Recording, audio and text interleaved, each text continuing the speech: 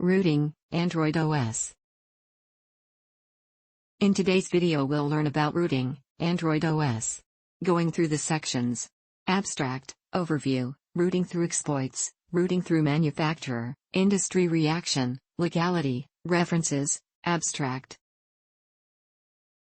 Rooting is the process of allowing users of smartphones, tablets and other devices running the Android mobile operating system to attain privileged control, known as root access, over various Android subsystems. As Android uses the Linux kernel, rooting an Android device gives similar access to administrative, superuser, permissions as on Linux or any other Unix-like operating system such as FreeBSD or Mac OS. Rooting is often performed with the goal of overcoming limitations that carriers and hardware manufacturers put on some devices. Thus, rooting gives the ability, or permission, to alter or replace system applications and settings, run specialized applications, apps, that require administrator-level permissions, or perform other operations that are otherwise inaccessible to a normal Android user.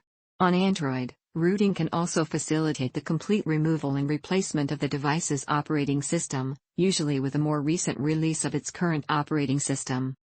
Root access is sometimes compared to jailbreaking devices running the Apple iOS operating system. However, these are different concepts. Jailbreaking is the bypass of several types of Apple prohibitions for the end user, including modifying the operating system, enforced by a locked bootloader, installing non-officially approved applications via sideloading, and granting the user elevated administration-level privileges, rooting. Many vendors such as HTC, Sony, LG, Asus and Google explicitly provide the ability to unlock devices, and even replace the operating system entirely.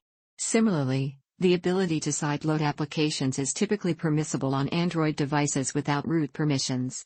Thus, it is primarily the third aspect of iOS jailbreaking, giving users administrative privileges, that most directly correlates to Android rooting.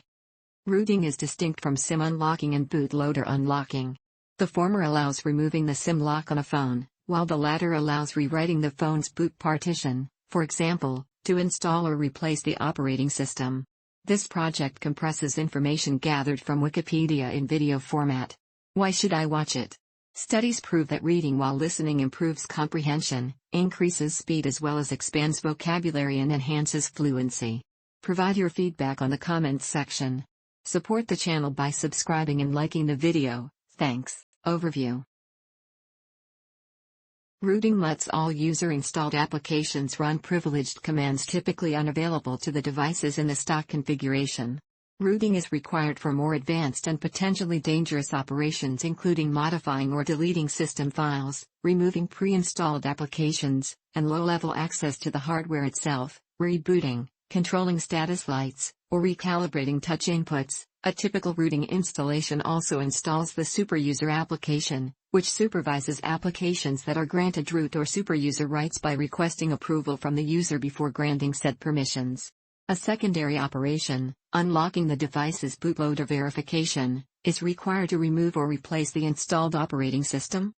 In contrast to iOS jailbreaking, rooting is not needed to run applications distributed outside of the Google Play Store, sometimes called sideloading. The Android OS supports this feature natively in two ways, through the Unknown Sources option in the Settings menu and through the Android Debug Bridge. However, some US carriers, including AT&T, prevented the installation of applications not on the Play Store and firmware, although several devices are not subject to this rule, including the Samsung Infuse 4G. AT&T lifted the restriction on most devices by the middle of 2011. As of 2011, the Amazon Kindle Fire defaults to the Amazon App Store instead of Google Play, though like most other Android devices, Kindle Fire allows side-loading of applications from unknown sources, and the Easy Installer application on the Amazon App Store makes this easy. Other vendors of Android devices may look to other sources in the future. Access to alternate apps may require rooting, but rooting is not always necessary. Rooting an Android phone lets the owner add, edit or delete system files, which in turn lets them perform various tweaks and use apps that require root access. Advantages of rooting include the possibility for complete control over the look and feel of the device. As a superuser has access to the device's system files, all aspects of the operating system can be customized with the only real limitation being the level of coding expertise. Immediately expectable advantages of rooted devices include the following. Rooting allows the user to obtain privileged access to a phone. It does not allow a user to install a new OS or recovery image, and it doesn't allow a phone that locked to a certain carrier to be used on another one. Related operations allow these. Bootloader unlocking is sometimes the first step used to root the phone, however, it is not the same as rooting the phone. Most devices come with a locked bootloader, which prevents users from installing a new bootloader. The bootloader runs on device startup and is in charge of loading the operating system on the phone.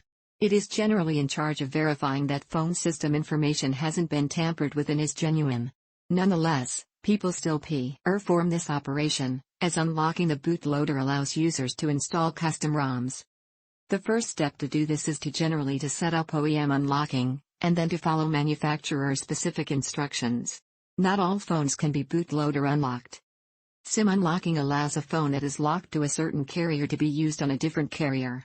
The instructions vary per device and carrier, but this might be done by first requesting the carrier to unlock the phone or purchasing an unlock code online.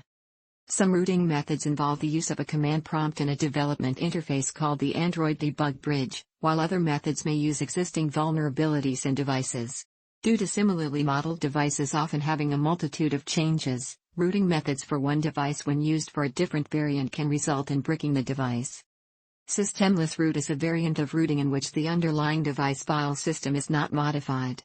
Systemless root uses various techniques to gain root access without modifying the system partition of a device.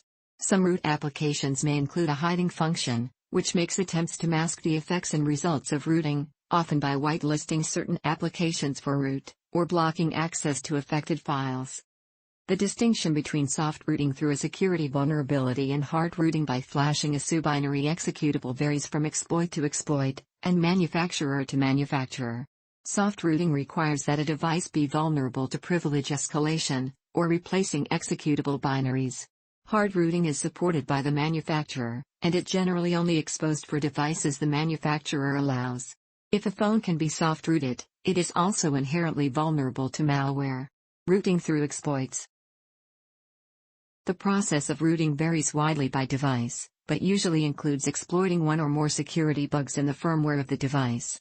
Once an exploit is discovered, a custom recovery image that will skip the digital signature check of firmware updates can be flashed. Then a modified firmware update that typically includes the utilities needed to run apps as root can be installed.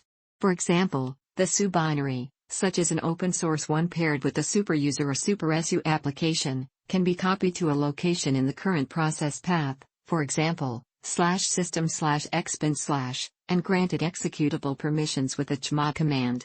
A third-party supervisor application, like superuser or supersu, can then regulate and log elevated permission requests from other applications. Many guides, tutorials, and automatic processes exist for popular Android devices facilitating a fast and easy rooting process. The process of rooting a device may be simple or complex, and it even may depend upon serendipity. For example, shortly after the release of the HTC Dream, HTC G1, it was discovered that anything typed using the keyboard was being interpreted as a command in a privileged root shell. Although Google quickly released a patch to fix this, a signed image of the old firmware leaked, which gave users the ability to downgrade and use the original exploit to gain root access. Rooting through manufacturer. Some manufacturers, including LG, HTC, and Motorola, provide official support for unlocking the bootloader, allowing for rooting without exploiting a vulnerability. However, the support may be limited only to certain phones. For example, LG released its bootloader unlock tool only for certain models of its phones. The Google Nexus line of devices can have their bootloader unlocked by simply connecting the device to a computer while in bootloader mode and running the fast boot protocol with the command fastboot OEM unlock.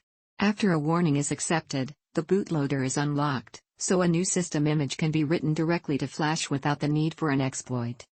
In the past, many manufacturers have tried to make non-rootable phones with more elaborate protections, but exploits are usually still found eventually. There may be no root exploit available for new, or outdated phones. Industry reaction. Until 2010, tablet and smartphone manufacturers, as well as mobile carriers, were mainly unsupportive of third-party firmware development. manufacturers had expressed concern about improper functioning of devices running unofficial software and related support costs.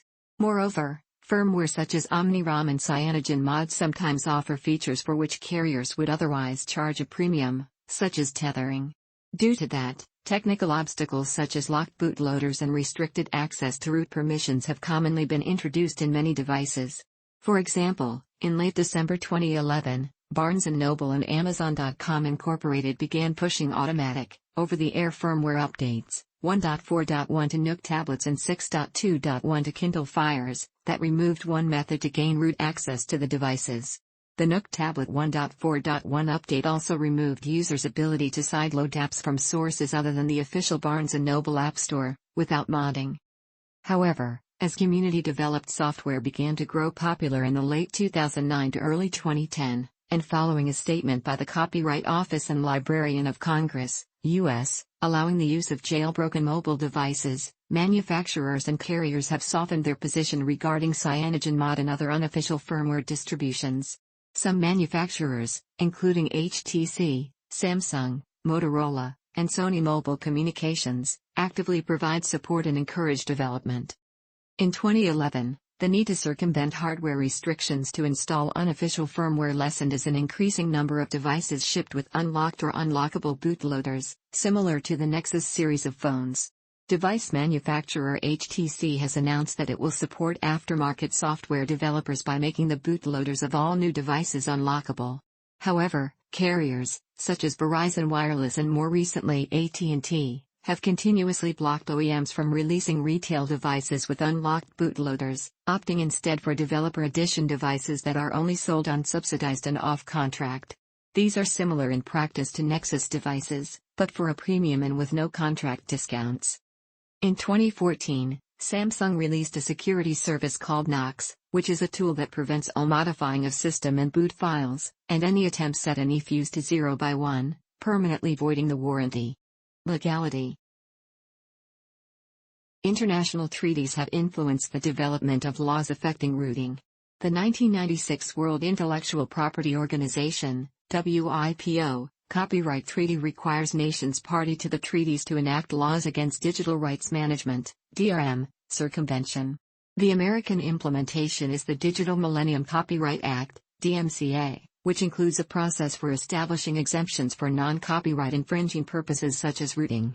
The 2001 European Copyright Directive implemented the treaty in Europe, requiring member states of the European Union to implement legal protections for technological protection measures. The Copyright Directive includes exceptions to allow breaking those measures for non-copyright infringing purposes, such as to run alternative software, but member states vary on the implementation of the directive. In 2010, Electronic Frontiers Australia said that it is unclear whether rooting is legal in Australia, and that anti-circumvention laws may apply. These laws were strengthened by the Copyright Amendment Act 2006. In November 2012, Canada amended its Copyright Act with new provisions prohibiting tampering with digital locks, with exceptions including software interoperability. Rooting a device to run alternative software is a form of circumventing digital locks for the purpose of software interoperability. There had been several efforts from 2008 to 2011 to amend the Copyright Act to prohibit tampering with digital locks, along with initial proposals for C11 that were more restrictive, but those bills were set aside. In 2011, Michael Geist, a Canadian copyright scholar, cited iPhone jailbreaking as a non-copyright-related activity that overly broad Copyright Act amendments could prohibit. The Free Software Foundation Europe argues that it is legal to root or flash any device. According to the European Directive 1999/44/EC, replacing the original operating system with another does not void the statutory warranty that covers the hardware of the device for 2 years unless the seller can prove that the modification caused the defect. The law Copyright and Related Rights Regulations 2003 makes circumventing DRM protection measures legal for the purpose of interoperability but not copyright infringement. Rooting may be a form of circumvention covered by that law, but this has not been tested in court. Competition laws may also be relevant. India's copyright law permits circumventing DRM for non-copyright infringing purposes. Indian Parliament introduced a bill including this DRM provision in 2010 and passed it in 2012 as Copyright Amendment Bill 2012. India is not a signatory to the WIPO copyright treaty that requires laws against DRM circumvention, but being listed on the U.S. Special 301 Report Priority Watch list applied pressure to develop stricter copyright laws in line with the WIPO treaty. New Zealand's copyright law allows the circumvention of technological protection measure, TPM, as long as the use is for legal, non-copyright infringing purposes. This law was added to the Copyright Act 1994 as part of the Copyright, New Technologies, Amendment Act 2008. Routing might be legal in Singapore if done to provide interoperability and not circumvent copyright, but that has not been tested in court. The Unlocking Consumer Choice in Wireless Competition Act guarantees that consumers can unlock or let others unlock their phones. Under the Digital Millennium Copyright Act, DMCA, routing was illegal in the United States except by exemption. The U.S. Copyright Office granted an exemption to this law at least through 2015. In 2010, in response to a request by the Electronic Frontier Foundation, the U.S. Copyright Office explicitly recognized an exemption to the DMCA to permit routing. In their ruling, the Library of Congress affirmed on July 26, 2010, that routing is exempt from DMCA rules with respect to circumventing digital locks. DMCA exemptions must be reviewed and renewed every 3 years or else they expire. On October 28, 2012, the U.S. Copyright Office updated their exemption policies. The routing of smartphones continues to be legal where circumvention is accomplished for the sole purpose of enabling interoperability of applications with computer programs on the telephone handset. However, the U.S. Copyright Office refused to extend this exemption to tablets, arguing that the term tablets is broad and ill-defined, and an exemption to this class of devices could have unintended side effects. The Copyright Office also renewed the 2010 exemption for unofficially unlocking phones to use them on unapproved carriers, but restricted this exemption to phones purchased before January 26, 2013. Tim Wu, a professor at Columbia Law School, argued in 2007 that jailbreaking is legal, ethical, and just plain fun. Wu cited an explicit exemption issued by the Library of Congress in 2006 for personal unlocking, which notes that locks are used by wireless carriers to limit the ability of subscribers to switch to other carriers, a business decision that has nothing whatsoever to do with the interests protected by copyright and thus do not implicate the DMCA. Wu did not claim that this exemption applies to those who help others unlock a device or traffic in software to do so. In 2010 and 2012, the U.S. Copyright Office approved exemptions to the DMCA that allow users to root their devices legally. It is still possible to employ technical countermeasures to prevent rooting or prevent rooted phones from functioning. It is also unclear whether it is legal to traffic in the tools used to make rooting easy.